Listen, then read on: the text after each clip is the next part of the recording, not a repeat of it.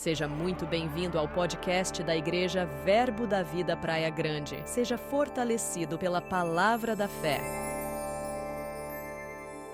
Aleluia. Deus é bom. Aleluia. Eu quero fazer um combinado com vocês desde já, tá bom, meus irmãos? E qual vai ser o combinado? Primeiro eu vou fazer um combinado com o pessoal da mídia, que é espetacular. Eu prometo ser bem rápido. Quando eu falar algum versículo, irmãos, que não tiver aqui, o pessoal da mídia pode procurar rapidinho e colocar pra gente lá, amém? E eu quero te falar uma outra coisa, irmãos. Todos nós, às vezes, corremos um risco de perder uma oportunidade ou deixar que uma palavra escape por a gente estar desatento. Eu digo que a gente, música sabe uma coisa que eu me treinei, irmão? Quando você começa a tocar, e aí você vai em algum culto, e a palavra tá, o pessoal tá ali no louvor, tocando um louvor maravilhoso, daqui a pouco começa um solo de guitarra, eu falava, uau, que solo de guitarra. Ou seja, meus irmãos, a gente se policia, porque a gente às vezes desafina, presta atenção na bateria e se esquece de prestar atenção no que realmente vale a pena, que é adorar a Deus e prestar atenção na palavra. Então, irmãos, se desligue, preste atenção em mim, eu prometo ser bem rápido e preciso, amém? Posso contar com vocês? Amém, meus amados? Não se escandalizem com a minha voz diferente, né? A gente está acostumado a cantar, a gritar, né? 10 por R$1, agora não é mais, né, irmão? Agora já não tem mais isso, mas na minha época tinha. Aleluia, Deus é bom, meus irmãos. Eu gostaria de falar com os irmãos hoje um tema que tem gritado muito ao meu coração. O pastor Adriano, ele soltou uma palavra, irmãos, que eu fiquei mastigando durante a semana.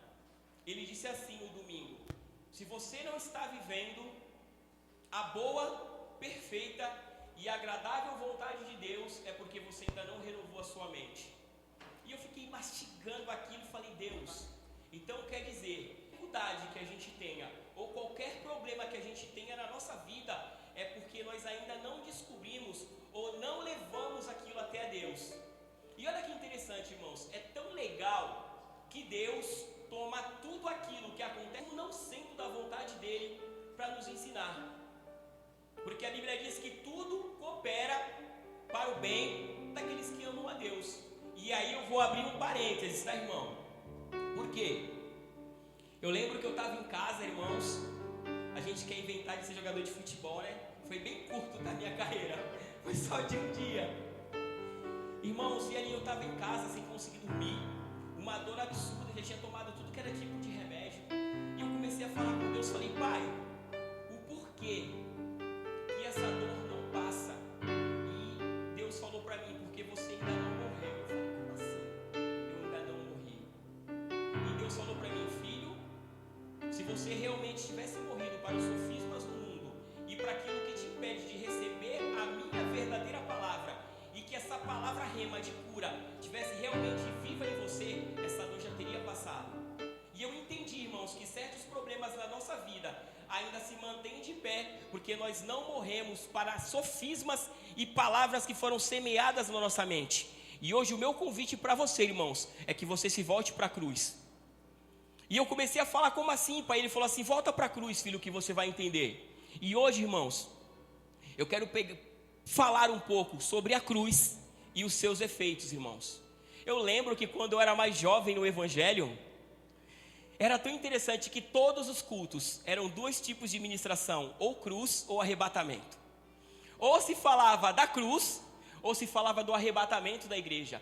Mas hoje em dia nós temos falado tão pouco sobre a cruz, e é tão interessante, irmãos, que Jesus, ele dá só um comando para quem quer ser discípulo. Ele diz assim, todo aquele que quiser ser meu discípulo, que tome a sua cruz e venha após mim. E é tão interessante, irmão, que Jesus falar e dá uma ordem para a gente, que era necessário que todos aqueles que quisessem vir após eles, negassem a si mesmo, tomassem a sua cruz e o seguissem. E eu comecei a meditar sobre isso, irmãos. E eu escrevi algumas coisas, tá, irmão? Quero dizer, falar para os irmãos, que se depois os irmãos quiserem, eu fiz isso em PDF, eu mando para todo mundo. Tá, eu gosto bastante disso, então a ministração ela vai estar em PDF. Quem quiser, eu já passei pro nosso irmão Mateus. Depois vocês têm acesso lá também, irmãos. Eu gostaria de ler com os irmãos Mateus 8:34, bem rapidinho. Mateus 8:34, que diz assim. Amém? Dá para colocar para a gente na tela? E toda a cidade saiu ao encontro de Jesus. Quando viram, suplicasse... Marcos, desculpa, meu amado, falei errado, Marcos, tá? Marcos 8:34. Realmente essa mídia é ligeira, viu? Aleluia. Marcos 8:34. Então ele chamou a multidão e os discípulos e disse: se alguém quiser vir após mim, negue-se a si mesmo, tome a sua cruz e siga-me. É tão interessante, irmãos, que ele faz um chamado. Em outros evangelhos a gente vê muito Jesus dizer: vinde a mim todos os que estão cansados e oprimidos, entre outras palavras, mas aqui ele diz não, que alguém que quiser ir depois dele, ou alguém que quiser fazer o mesmo caminho que ele está fazendo, é preciso que tome a cruz. E Deus começava a falar algumas coisas comigo, irmão, e eu anotei que é isso aqui. Lembro-me da época em que a maior parte das pregações era sobre a cruz, que sem dúvida alguma é o maior acontecimento de todos os tempos, colocando fim à separação de um pai com seus filhos. Quando Jesus se faz a oferta total, assumindo forma e imagem do próprio pecado, recebendo sobre ele mesmo a ira de Deus e o julgamento pelo pecado. Eu acredito que talvez uma das maiores dificuldades que a igreja de Deus tem é de não entender realmente qual que é o nosso maior desafio e quem realmente é o nosso inimigo. Nós vemos igrejas, irmãos, que fazem campanha de batalha espiritual. Nós vemos igrejas que dizem que na sua casa existe uma maldição hereditária, que na sua casa existe um espírito, quando na verdade, irmãos, o diabo nunca foi o problema da igreja. O problema da igreja era fazia separação entre Deus e o homem. E é tão interessante, irmão, que Jesus, na cruz, ele resolve isso de uma vez por todas. Ele não só se faz pecado, irmãos, que é interessante uma coisa que diz: substituição e identificação acontece na cruz. E você deve falar: Cosme, o que isso significa? Jesus, quando ele olha para mim, ele diz assim: eu vou substituir o Cosme no lugar dele. O Cosme é pecador, eu vou substituí-lo. Mas além de me substituir, Jesus faz uma outra coisa, que é se identificar comigo. É como se ele dissesse assim: além de eu substituí-lo, agora eu vou representar o próprio Cosme naquela cruz. E quando Jesus faz isso, meu irmão, ele resolve de uma vez por todas. Ou seja, agora você não deve mais nada a ninguém, você não deve mais nada ao diabo. E é tão interessante que as pessoas ficam preocupadas com o diabo, irmãos, quando na verdade aquilo que foi a simplicidade que trouxe vida a nós é o fim dele. Como assim, irmão Cosme? A Bíblia diz que quando Deus faz o homem, ele sopra o ar, das narinas do homem, o homem se faz o quê? Vivo. E a Bíblia diz também no livro de Apocalipse que ele vai destruir o diabo com um sopro da sua boca. Sabe o que isso significa, irmão? Que o diabo ele é tão simples para o nosso Senhor, que a mesma capacidade de nos dar vida destrói o diabo. O que isso significa? Que aquilo que ele depositou dentro de você, irmão, é o suficiente para você vencer qualquer batalha. O mesmo sopro que ele botou na tua vida lá no Éden e continua até hoje, é a única coisa que você precisa para vencer o inimigo, porque agora você é uma nova pessoa. Tudo aquilo que você precisava foi feito na cruz. Mas parece que as pessoas se esqueceram. E aí a gente imagina que o nosso problema é o pecado, ou que o nosso problema é o diabo. Quando na verdade o nosso único problema é pegar a nossa cruz e ir depois dele. E quando a gente fala, irmão, sobre pegar a cruz e ir depois dele, é fazer os mesmos passos, seguir o mesmo caminho. Olha que interessante, Romanos 8:3, irmãos. Olha o que diz, para que não fique só nas minhas palavras, tá bom? Romanos 8:3 diz assim, irmãos: porque aquilo que a lei era incapaz de fazer, visto que estava enfraquecida pela carne, Deus o fez, enviando o seu próprio Filho em semelhança à carne pecaminosa, como oferta para o pecado, condenou assim o pecado na carne. Uau! E continuando, irmãos, eu disse que Jesus, o que as pessoas talvez não entendam? e dizem que existe uma batalha entre Deus e o diabo. Quem já pensou assim, levanta a mão. Eu já pensei. Quem já pensou assim, que existe uma batalha entre Deus e o diabo? As pessoas pensam assim até hoje, algumas pessoas. Mas na verdade, quando Jesus, irmãos, ele se faz pecado, ele não está sendo derrotado pelo diabo. O próprio Deus, irmão, precisa depositar sua ira sobre Jesus, julgando o pecado, para que depois que o pecado fosse julgado e condenado, a sua família tivesse novamente acesso a ele. Então, irmão, isso é tão importante. Quando alguém olhar para você e dizer assim, você é um pecador, talvez você diga, se você é problema seu, porque eu não sou mais. Sabe por quê? Porque a cruz fez isso. A cruz, irmãos, te liberta para você viver sem culpa e sem medo. E sabe o que é mais interessante? Continuando, que olha isso. Recebendo sobre ele mesmo a ira de Deus e julgamento pelo pecado, Romanos 8,3, ele resolve o problema da morte com a morte. Porque o que a gente costuma ver no mundo? Geralmente quando a gente é jovem, né? Alguém chega a falar para você, rapaz, vai viver a tua vida porque você é jovem e a vida é uma só. Quem já escutou isso? Para de ser quadrado. Vai viver a tua vida porque a vida é uma só, a vida é passageira, a vida acaba. E são esses conselhos que matam os nossos jovens. E aí a gente vê o próprio Deus que resolve o problema da morte com a morte. Sabe por quê, irmãos? Porque quando você morre para o mundo, você vive para Deus. E fala para mim, quem aqui pode matar o que já está morto? Pode? Não. Então quando você morre para o mundo, você renasce para uma vida que jamais pode ser retirada. Porque aquele homem não existe mais, ele morreu. E agora você recebe uma vida que nunca mais vai acabar. O mundo quer resolver o problema da morte com a vida. Mas o problema, irmão, de ser resolvida com a própria morte de Jesus na cruz. E quando ele faz isso, irmãos, ele acaba com o medo que nós temos da morte. Porque agora a morte não tem mais poder sobre nós. Uau! E agora ele resolve a morte com a morte. Deus é bom, meus amados. Aleluia! E é tão interessante que isso é loucura, né, irmãos?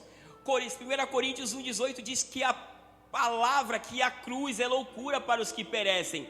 Mas para aqueles que nascem novamente, isso é poder de Deus, isso é transformação. Colossenses 2,13 para a gente. Eu vou dar uma pincelada aqui para não ficar muito longo, irmãos. Olha que interessante. Quando vocês estavam mortos por causa das transgressões e da incircuncisão da carne de vocês, Deus lhe deu vida juntamente com Cristo. Ele nos perdoou de todas as transgressões. Pode seguir até o 15. E cancelou a escrita de dívida, que consistia em ordenanças, e que era contra nós. Ele a removeu e pregou aonde? Ele removeu e pregou aonde? Na cruz. Uau! Enquanto pessoas tomam remédio para resolver o problema da culpa, enquanto pessoas estão tão ansiosas, irmãos, buscando algo que possa saciar o vazio interior que eles têm, existe um Deus que te ama, que te perdoa, que legalmente, irmãos, recebe tudo aquilo que era para você, porque Ele diz para você hoje, você não deve mais nada para ninguém. Você não deve mais para a morte, você não deve mais para o pecado. Agora você sabe aquele bebê recém-nascido com cheiro de leite? Esse é você para Jesus. Sem pecado, sem culpa, sem nada que possa te acusar.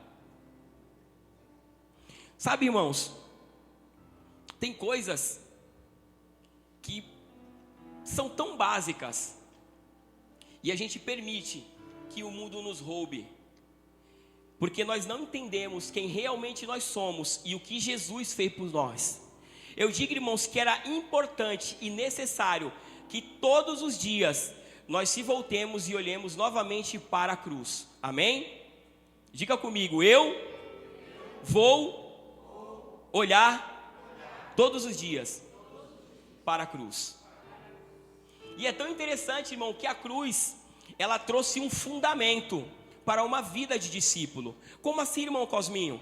Outra coisa que eu anotei, a cruz trouxe o fundamento para uma vida de discípulo. Eu e você não seríamos nada e nem ninguém se não houvesse a cruz.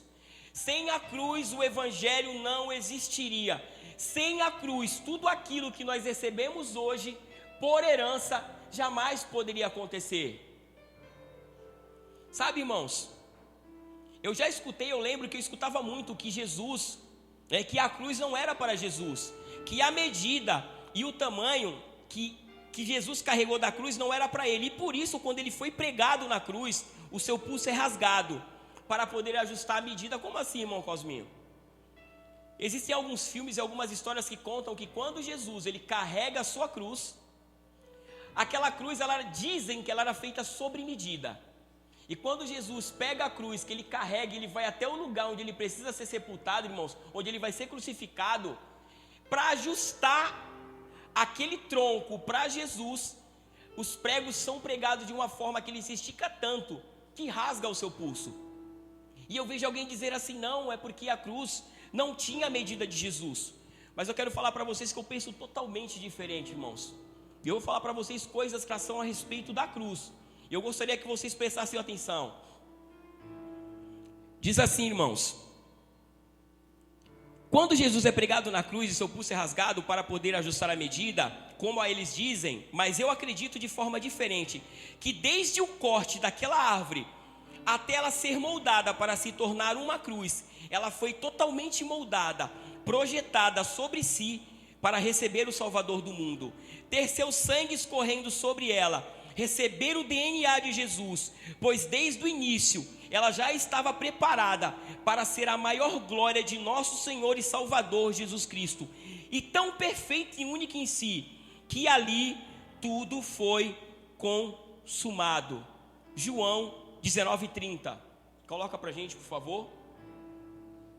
João 19:30, olha que interessante. Tendo provado, Jesus disse: está consumado. Com isso, curvou a cabeça e entregou o seu espírito. Sabe, irmãos, Jesus, diferente de todas as pessoas que morrem, geralmente, irmãos, ou é o comum, a pessoa simplesmente abaixa sua cabeça porque ela morreu, não é assim? Mas Jesus não.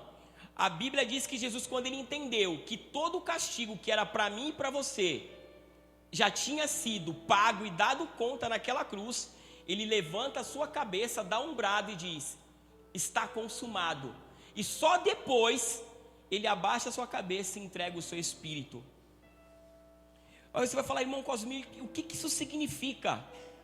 Que quando eu e você, irmãos, tomamos a nossa cruz e seguimos pelo caminho de Jesus, é como quem aqui, irmãos, já assistiu filme de guerra? A gente que é homem geralmente se adora um filme de guerra, né, irmão? De bomba, de explosão. Se tiver bomba, explosão e luta junto, então, aí é que a gente gosta. Mas é tão interessante, meus amados, que você vê pessoas que quando eles iam caminhar num campo, eles tinham um detector de minas. Quem já viu isso? E aquele detector de minas, ele tinha que passar pela frente com aquele detector para saber se aquele lugar realmente tinha alguma mina, para depois as pessoas irem atrás. E o que isso significa? Que Jesus, irmãos, ele recebe a cruz sobre si, que era a sua medida, que era o seu tamanho, que foi preparada para recebê-lo em tudo que era possível, para que depois, irmãos, eu e você recebesse essa mesma medida e seguisse os caminhos que ele já seguiu, só que ele foi tirando tudo o que tinha na frente, para que quando eu e você chegasse no lugar onde ele foi crucificado, irmãos, o nosso papel era só assistir à crucificação e entender que quando nós o seguimos, nós já temos tudo resolvido. Ele vai na frente dizendo: siga após mim. Não é na minha frente, não é do meu lado, é após mim. Sabe por quê, irmãos? Porque toda medida, todo ajuste e qualquer coisa que você precise colocar no lugar na sua vida, já está na cruz preparada. E eu digo, irmão, que a cruz é a maior glória de Jesus. Filipenses, eu digo que esse é o versículo que mais me marca na Bíblia. Filipenses 2:8. Quando eu digo, irmãos, que a cruz foi a maior glória de Jesus e também a nossa maior glória, irmãos, você vai entender. Diz assim, irmãos, Filipenses 2:8: sendo encontrado em figura humana, ele humilhou-se e foi obediente até a morte, e a morte de cruz. 9. Por isso, Deus o exaltou à mais alta posição e lhe deu um nome que está acima de todo nome. E é tão interessante como nós somos tão parecidos com o nosso Senhor, que porque Jesus suportou a cruz, ele vai receber um nome ele recebeu um nome que é sobre todo nome. E é tão interessante que a Bíblia diz que aquele que vencer vai receber uma pedrinha com um nome que só ele vai saber qual é. Você sabia que Jesus preparou um nome que está te esperando no final da cruz? Que existe um nome, vocês sabem o que significa aquela pedrinha, irmãos? Era tão comum. Na época romana, quando eu era filho de uma autoridade, ou quando eu queria adentrar em um lugar, irmãos, que era muito importante, eu recebia uma pedra que me dava acesso a lugares aonde só pessoas especiais poderiam entrar. E essa pedrinha foi entregue a você por Jesus. Essa pedrinha está te esperando, irmãos, que te dá acesso a tudo e qualquer coisa que você precisa. Eu não sei o quanto você é apaixonado pela cruz, mas eu digo que a cruz resolveu todos os nossos problemas. Aleluia. Sabe, irmãos, Gálatas 2:20 diz assim. Gálatas 2:20 diz: já estamos crucificados com Cristo, e a vida que agora vivemos na carne, vivemos na fé do Filho de Deus, o qual nos amou e entregou a si mesmo por nós. Então olha o que significa. Eu fui até a cruz, segui Jesus, morri com ele, e agora quando eu ressuscito, eu não vivo mais a minha vida, porque a vida que agora eu vivo na fé do Filho de Deus, que me amou e se entregou por mim. Você sabe o que é isso, irmãos? A sua essência agora é caminhar com o próprio Deus para todos os lugares que você for. Eu não sei o quanto isso te move, mas você sabe que a cruz trouxe isso para você? Quando você chega no seu trabalho, é o próprio Jesus chegando. Quando você chega na feira, é o próprio Jesus chegando. É por isso, irmãos, que Jeremias 31:3 diz assim: que clama a mim e responder-te-ei e anunciar-te-ei coisas grandes e ocultas que você não sabe. Sabe por quê, irmãos? Deus busca pessoas para viver o extraordinário.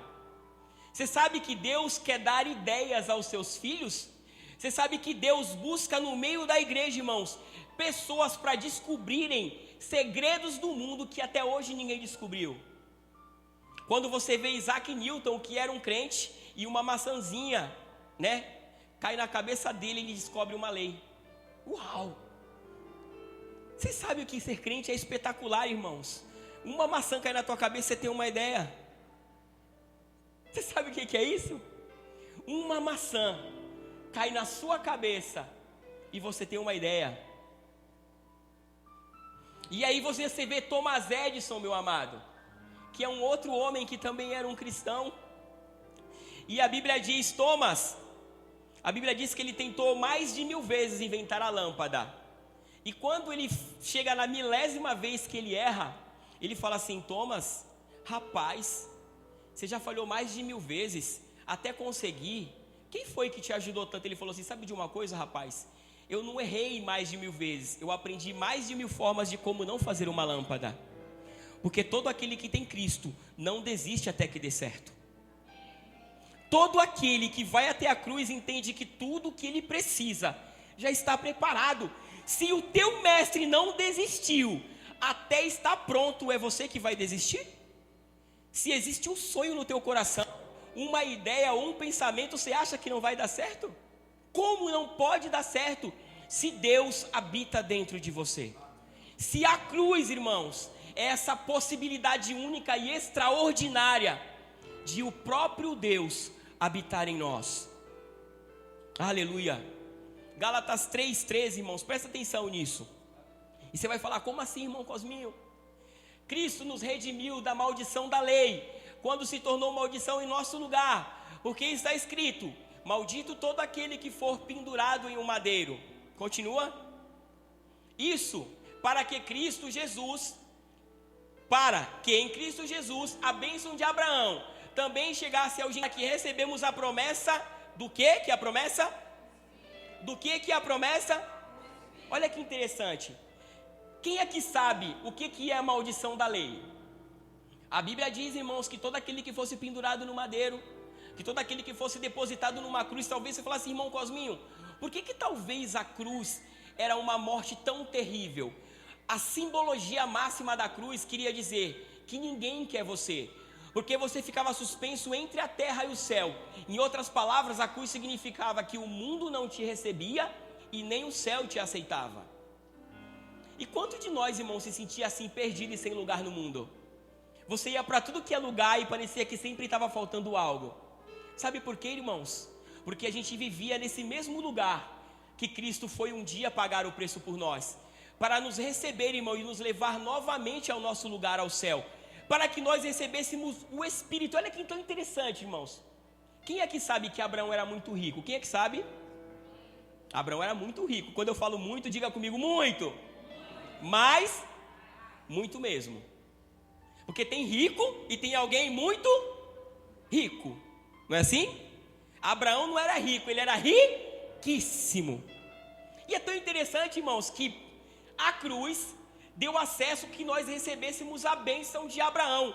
Mas só que aquilo que trazia riqueza para Abraão não era a sua inteligência ou a sua perspicácia, mas era o Espírito. Uau! Agora você pensa comigo, se Abraão era riquíssimo porque ele tinha o Espírito, e o Espírito dava para ele ideias e instruções que fazia com que aonde ele chegasse, tudo dava certo. E aqui está dizendo que você recebeu o quê? O mesmo Espírito que Abraão tinha. Então isso quer dizer que a gente pode ser o quê?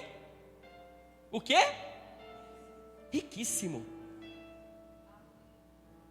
Isso é o que a cruz proporciona para nós. Mas quando eu falo riqueza, irmão, eu não estou falando só riqueza em dinheiro, porque talvez o dinheiro, irmão, nem é a maior simbologia da riqueza, mas eu digo uma felicidade, uma alegria plena, que não importa qual seja a circunstância, você sabe que você tem tudo o que você precisa para superar aquilo.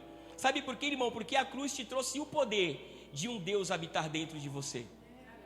Uau! E eu não sei se isso te impacta, irmãos, porque a cruz é a única coisa que nós precisamos. E é tão interessante que domingo agora é o primeiro culto do mês, não é assim? E no primeiro culto do mês, a gente vai fazer o quê? Ceiar. O que diz lá em 1 Coríntios 11, 26? Olha isso. Porque sempre que comerem deste pão e beberem deste cálice, você morte do Senhor até que Ele... Então todas as vezes que nós comemos a ceia, é como se o Senhor dissesse, olhem para cruz.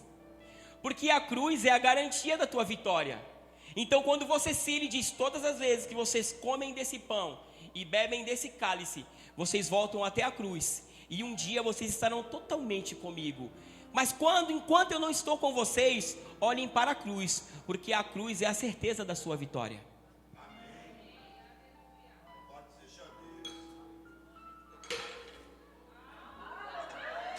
Amém. Estou com reflexo rápido, né, irmãos? Não dá para ser jogador de futebol, mas dá para fazer outra coisa. Aleluia. Continua, irmãos, continua para mim. Coloca no 29. Aleluia. Olha isso. Pois aquele que come e bebe indignamente, sem discernir o corpo do Senhor, come e bebe para seu próprio prejuízo. E olha o que é mais interessante. Eu, irmãos, vim de um outro ministério, né? Então eles diziam, quem quer pedir perdão para tomar ceia hoje? Rapaz, tinha gente que todo culto, ele ia lá na frente. Não vou dizer para vocês que eu era um deles, tá? Mas por que, irmãos, que a gente entendia que nós éramos pecadores, sendo que a cruz é o oposto. A cruz diz que você é um bebê cheirando a leite, você não deve nada para ninguém. E é tão interessante que um bebê cheirando a leite, ele não se preocupa nem com a comida, porque quando ele chora, a mamãe ou o papai já está pronto para alimentá-lo. E ele diz aqui que o único pecado que a gente cometia, ou a única falha, melhor dizendo, que a gente cometia, ou pode cometer quando vai ceiar, é não entender o significado da cruz. Porque a cruz trouxe tudo que eu e você precisa. Aleluia. Sabe, irmãos, Deus é tão bom, que agora eu estava até pensando no que o pastor falou. Aleluia. Os tempos vão passando, irmãos. Eu queria saber, que era para poder dar uma rasteira em quem falou que o crente tem que ser equilibrado. Brincadeira, tá, irmão, da rasteira. Mas vocês já notaram, irmãos, que existia uma época onde os cultos eram tão poderosos e potentes, a gente não tinha violão, não tinha caixa de som, não tinha bons instrumentos, era tudo no gogó, irmão. E os crentes eram tão desequilibrados, mas o poder de Deus era tão impactante. Tinha batismo, tinha transformação, e todo mundo dizia, rapaz, vocês são loucos, mas era tudo tão mais gostoso. E eu quero dizer para vocês, irmãos, que a cruz não veio trazer equilíbrio. Quem falou isso para você te iludiu. A cruz veio trazer desequilíbrio e desconforto. Ela veio trazer desequilíbrio e constrangimento, e não equilíbrio. Porque talvez, irmãos, o equilíbrio que nós entendemos, colocando adendo, tá? Nós entendemos errado, porque alguém vem para a gente e diz assim, seja equilibrado. Mas vocês sabem o que significa realmente equilíbrio? Eu vou explicar para vocês, irmãos. Equilíbrio. Nossa, agora me senti até inteligente. Brincadeira, meus amados. Todos nós somos inteligentes, porque nós temos o Espírito. Substantivo masculino. Posição de um corpo sem oscilações ou desvios. 2. Física. Condição de um sistema em que as forças que sobre ele atuam se compensam e se anulam mutuamente. Ou seja, quando eu estou em equilíbrio, quer dizer que eu estou morrendo. Quando eu estou em equilíbrio, quer dizer que eu estou sendo anulado. Mas alguém confundiu inteligência emocional com equilíbrio. Você ter inteligência emocional, mansidão, bom senso, não é você ser equilibrado. Porque geralmente, irmãos, as pessoas dizem assim, não, irmão Cosminho, mas o casamento ele é feito de equilíbrio. O oposto. O casamento é feito de alguém que sempre cede mais do que o outro. Ou eu estou mentindo? É ou não é? Sempre no casamento existe um desequilibrado que traz equilíbrio para tudo. Porque se os dois fossem equilibrados, acabou, irmão. Porque duas forças iguais se anulam. Então tudo que é equilibrado só dá certo porque existe o desequilíbrio. É na vida desta forma. Eu lembro, irmão, que na nutrição a gente entende uma coisa que a gente chama de gradiente. Não é aquele som antigo não, tá?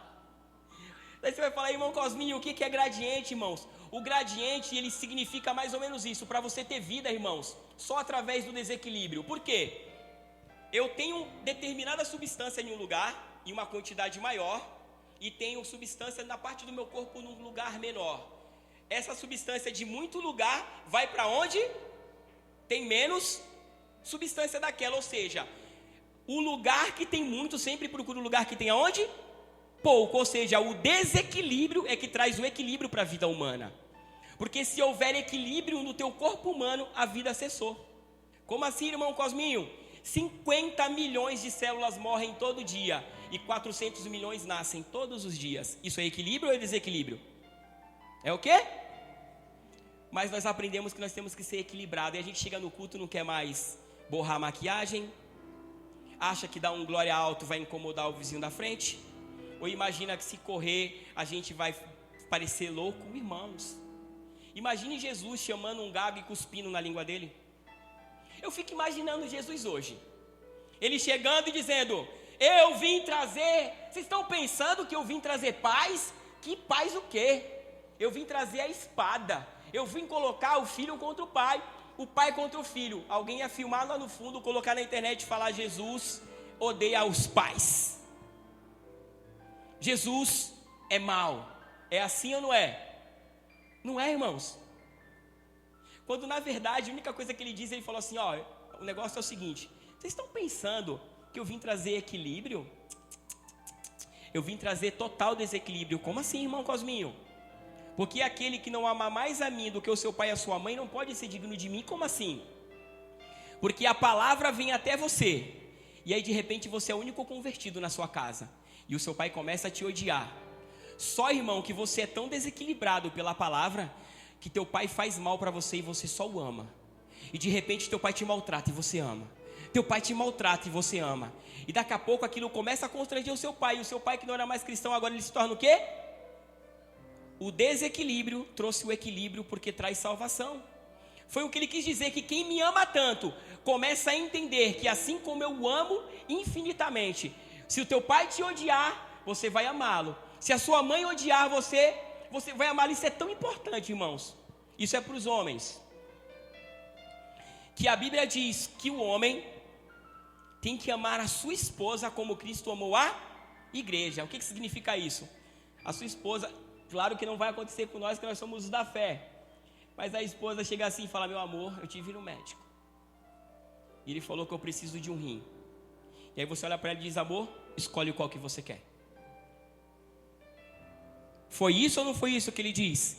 Quem diz? Isso é equilíbrio ou é desequilíbrio? Isso é o quê? Desequilíbrio. É um amor incondicional e intencional. É um amor por... Aí a gente vai para Coríntios e começa a entender porque a cruz se liga a Coríntios 13.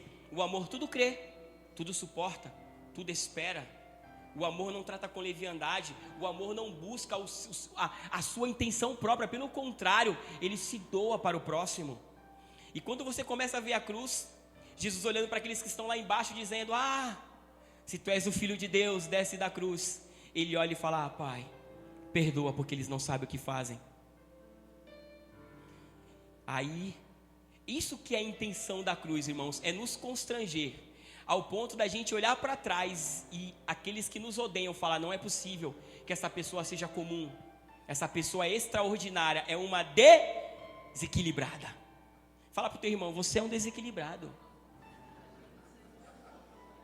Aleluia.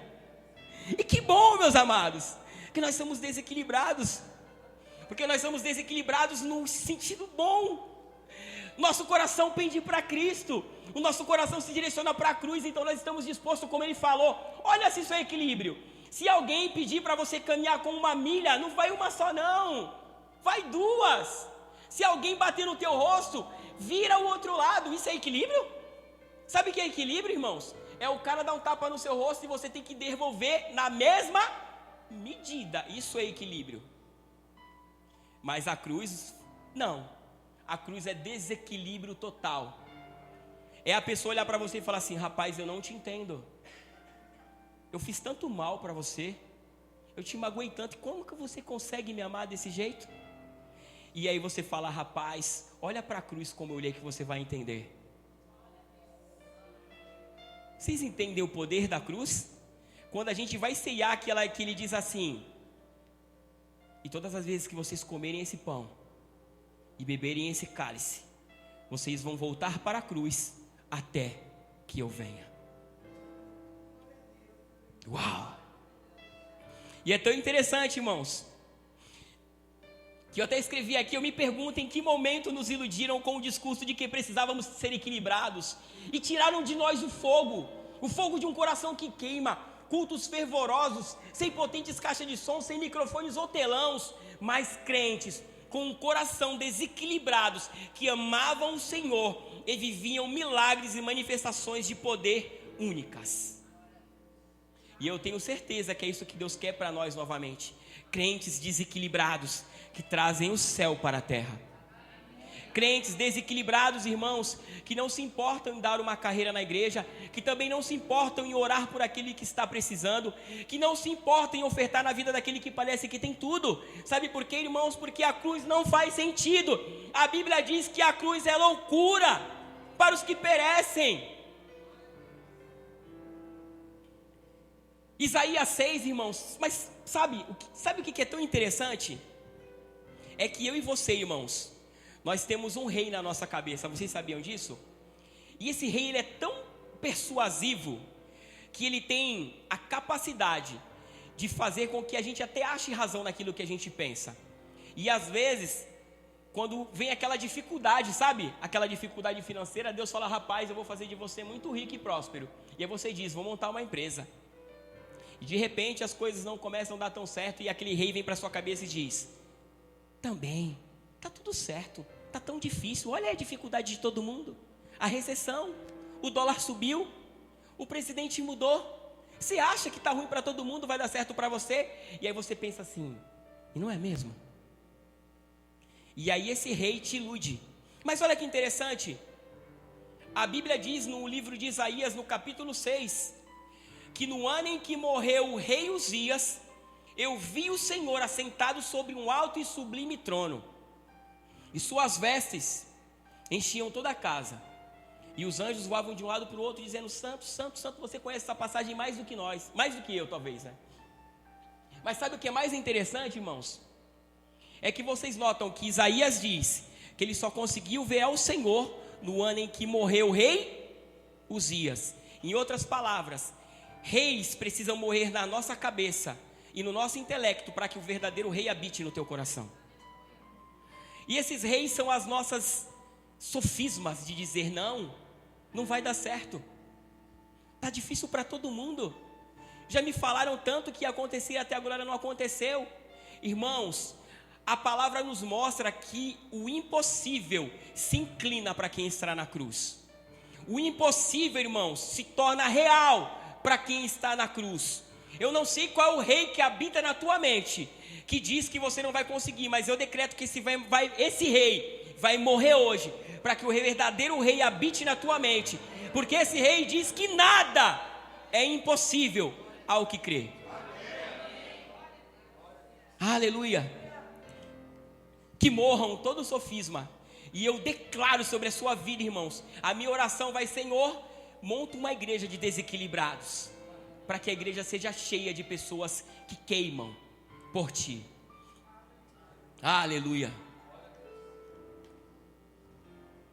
Aleluia. E quando eu falo de desequilíbrio, irmãos, sabe o que eu fico pensando? Que a Bíblia diz que Jesus fala assim no livro de Marcos 10, que se eu não receber o reino de Deus como uma criança, jamais eu vou poder realmente entender o que é o reino e viver do reino. Eu pergunto para você, irmãos, uma criança é equilibrada? Sabe o que é mais interessante, irmãos? A gente pega o nosso filho, eu não sei se vocês já fizeram isso, mas eu lembro que uma vez eu fui com a minha filha, eu me vesti de Homem-Aranha e fui pro shopping. Aleluia.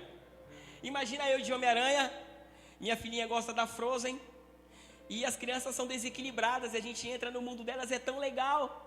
Aí, você dá uma capa de Batman pro seu filho, você tem que tomar até cuidado, irmão, porque ele acha que ele é o Batman. Se você der do Superman, tomar cuidado, porque ele vai achar que ele vai voar, porque para ele não tem impossível. E Deus diz: sejam como uma criança. Sabe o que significa? Nada é impossível para aqueles que estão na cruz. Seja desequilibrado, se torne uma criança, voe, seja criativo.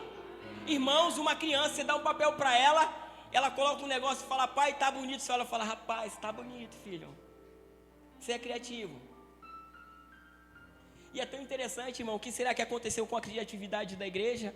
Hoje em dia nós nos tornamos tão monótonos, tão iguais a todo mundo, tão equilibrados, mas tão sem sal. Irmãos, e aí Jesus diz: sejam como uma criança, sejam simples, sejam humildes, perdoem, acreditem que o impossível pode acontecer. Acreditem numa dependência total do seu pai. É tão interessante. Alguém aqui já viu uma criança preocupada que tem que trabalhar no outro dia? E aí a gente vem para o culto e o culto não flui, porque a gente está preocupado o quê? Que no outro dia a gente tem que fazer o quê? Trabalhar, ainda tem um boleto para pagar. E aí, irmãos, a gente se esquece que a gente tem um Deus que move o impossível para quem acredita nele. E aí uma criança não está nem aí. Sabe por quê? Porque ela sabe que o pai supre.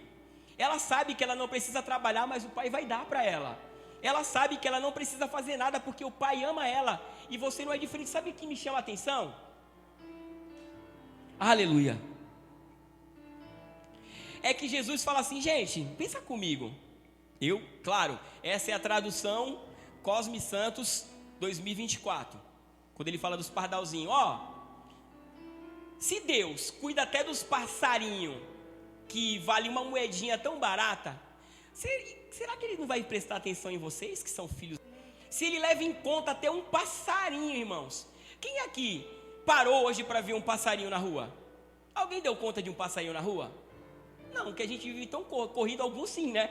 Mas a maioria, irmãos, acordou de manhã, quando pensar que não, já foi dormir e não viu nada passar no dia. Mas você sabia que Deus olha até pelos passarinhos? Ele diz assim: se eu olho até por um passarinho, será que eu não vou olhar para você? Meu amado, eu chamo você para a cruz hoje. Você se compromete a vir para a cruz comigo? Amém? Aleluia. Já estou finalizando, irmãos. Aleluia. E sabe o que eu descobri, meus amados? De duas palavras que tem total conexão: João 15 e Romanos 12. Como assim, irmão Cosminho? Eu comecei a ler essas duas palavras, comecei a pensar na cruz e falei: uau, Deus, tudo isso é a mesma coisa. João 15, coloca pra gente na tela. Eu tenho escrito aqui, irmãos, lembrando, tá, meus amados? Se vocês quiserem, eu tenho a ministração em PDF. Eu faço questão de mandar para cada um de vocês, para que vocês possam ler em casa também e ter os versículos, amém?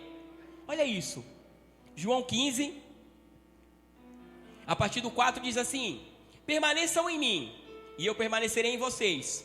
Como um ramo não pode dar fruto por si mesmo, se não permanecer na videira. Só um segundinho. Assim vocês também não podem dar fruto, se não permanecerem em mim. Continua.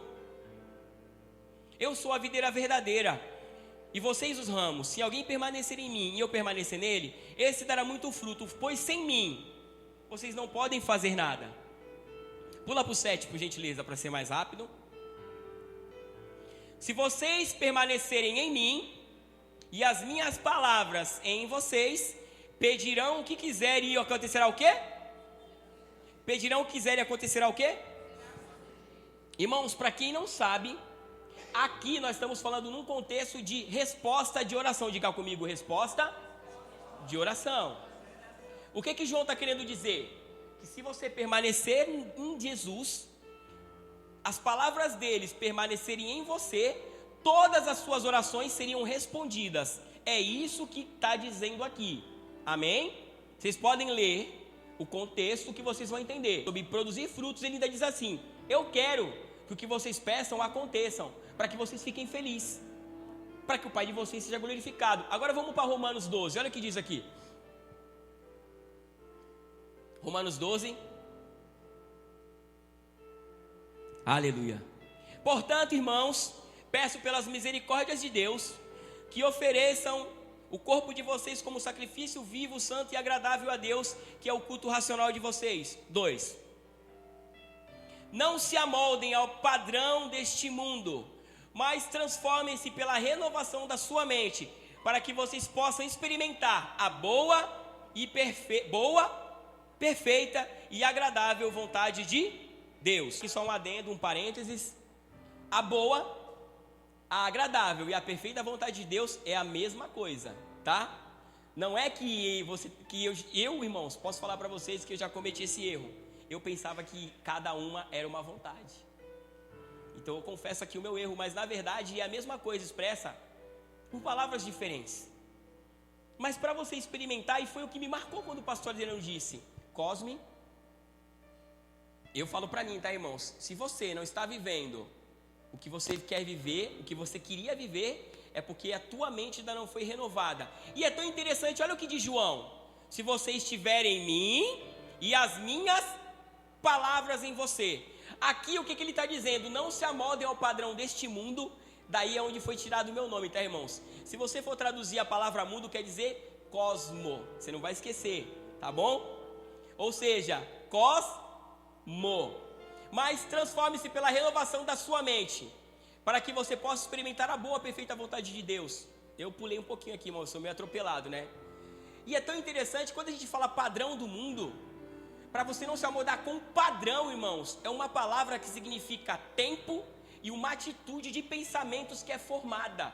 Ou seja, uma mentalidade que domina um tempo determinado.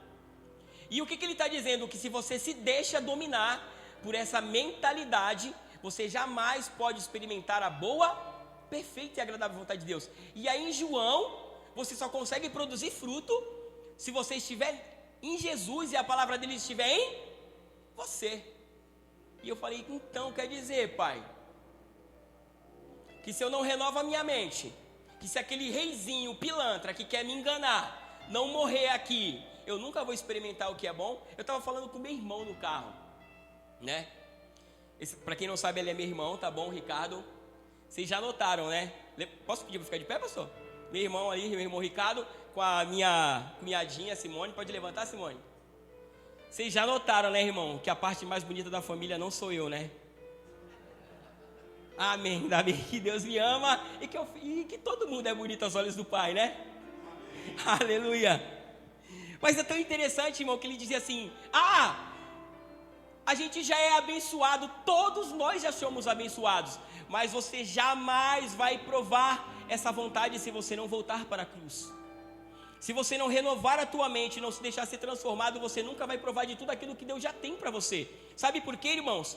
Porque você precisa renovar a tua mente, ou seja, você tem que estar em Jesus e a palavra dele tem que estar em você. Sabe o que isso significa, irmãos? O natural, o óbvio, o equilibrado precisa morrer para que o sobrenatural, o desequilibrado e o impossível aconteça na tua vida. Não importa quem você é, não importa de que família você veio, não importa quanto você tem na sua conta bancária, não importa o que falaram sobre você até hoje. Eu quero te dizer que existe uma vida abundante, transbordante e sobrenatural para cada um que aqui está. Porque a cruz te garante isso. E ninguém pode te roubar se você estiver na cruz. A cruz garantiu tudo que eu e você precisa. Uau, meus amados. Eu não sei se isso te move, mas eu começo a pensar e falo: uau, Pai, perdoa todas as vezes que eu fui ignorante, quando eu não entendi o quanto você me amou. E sabe, irmão, uma das coisas que a dor me ensinou, e deixa eu colocar um adendo aqui, tá, irmãos? Que tem gente que fala assim: irmão Cosminho, então eu preciso passar por algumas coisas assim, foi Deus que quis que você sofresse isso. Não, irmão, foi eu mesmo. Sabe por quê? Porque a gente às vezes vai jogar um futebol, irmãos, e uma brincadeira a gente leva tão a sério, não é assim? Aí o pastor não toca a bola pra gente, a gente fica nervoso. A gente até brinca, irmão, o nosso pastor divide só a ceia, porque tocar a bola ele não toca. Ele não reparte a bola. Mas que bom que ele divide a ceia. Então, irmãos, o desequilíbrio faz isso conosco. Você encarar uma brincadeira como algo sério e se machuca. Mas é tão interessante, irmão, que até isso Deus toma o mal e transforma em bom, para que você supere qualquer coisa. Não importa o que você sofreu até hoje, Deus pega isso e faz algo bom para fazer com que você viva. O Caio acabou de falar.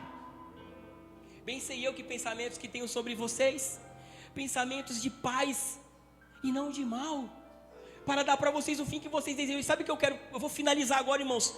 Preste muita atenção no que eu vou falar.